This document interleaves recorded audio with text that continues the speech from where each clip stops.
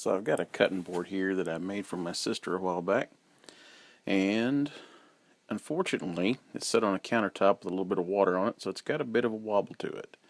So what we're going to try to do today is make a little contraption so we can plane it and make it nice and flat again so it doesn't wobble while she's cutting. Just cut some strips of plywood, made a little frame sort of thingy here for it, and figured a couple of light passes on each side, probably wouldn't hurt. That board sits on the outer edges, so it's relatively flat to the planer, thought anyway. It turns out alright in the end for the most part.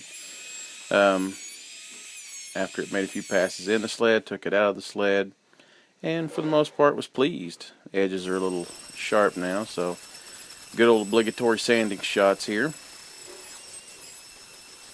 Yes, look at that. Poof. It's amazing what 20 times speed will do. And for Patrick, we have to include a nice shot of the train here because it's for Patrick.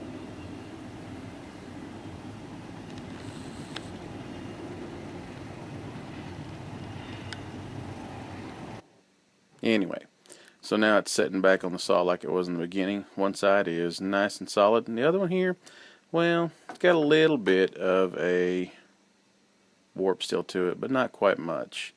And the way I always tell them to use the board is the monogram side goes down while you're cutting. That way when you're done you flip it back over and have a pretty showpiece.